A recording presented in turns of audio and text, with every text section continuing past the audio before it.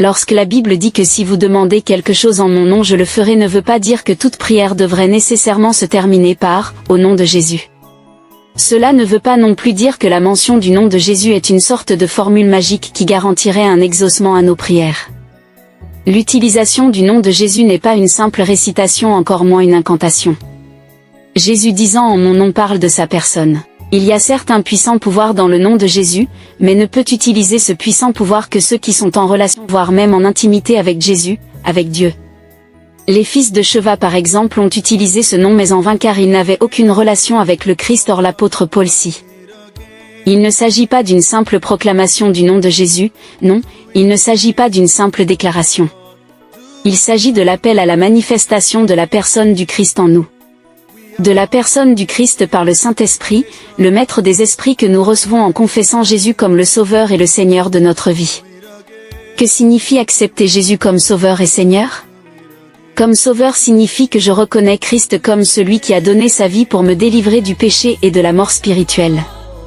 Ressuscité et qu'il vit à jamais. Comme Seigneur ne veut pas dire superficiellement que je reconnais en Jésus le propriétaire de tout.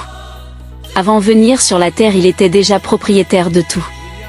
Lorsque je confesse de ma bouche que Jésus est mon Seigneur ou devient le Seigneur de ma vie, je suis en train de confesser volontairement qu'il a le droit de disposition sur ma personne, que je suis sa propriété, qu'il est mon autorité suprême, qu'il a le droit d'être servi par moi, qu'il dispose de moi, qu'il a mon respect, et en tant que propriétaire qu'il a le droit de gouverner et exercer son autorité sur moi, que je lui appartiens exclusivement. C'est cela confesser Jésus comme le Seigneur de sa vie. Et c'est alors que, après cette confession volontaire, du plus profond de son cœur et de façon sincère après s'être repenti bien sûr, que le Seigneur pour sceller cette alliance envoie son esprit habiter en nous. Donc dans l'établissement de cette alliance entre moi et Dieu, je confesse le Christ comme le Seigneur de ma vie, et en retour le Seigneur lui, envoie son esprit, le Saint-Esprit de Dieu habiter en moi. Et c'est ce Saint-Esprit qui est désormais le sceau, le signe de l'alliance entre moi le croyant et Dieu, le signe de mon appartenance à lui.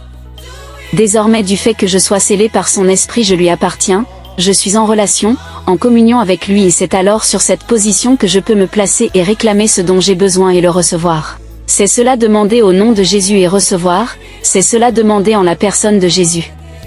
Ceci dit, voici ma question. As-tu confessé le Christ d'après ce qui précède? L'as-tu fait superficiellement ou pas du tout? Le salut est individuel tu sais, si tu veux le faire ou refaire, entre dans ton lieu secret et procède comme expliqué plus haut. Parle à Dieu. Parle à ton Créateur. Dans le secret, invite-le. Il est à la porte de ton cœur, il frappe, ouvre juste et rejoins-nous dans cette grande famille.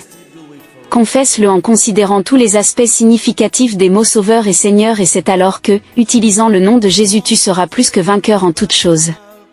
Reçois une visitation particulière pendant que tu retournes à ton Père, entre dans une nouvelle dimension avec lui et demeure abondamment béni.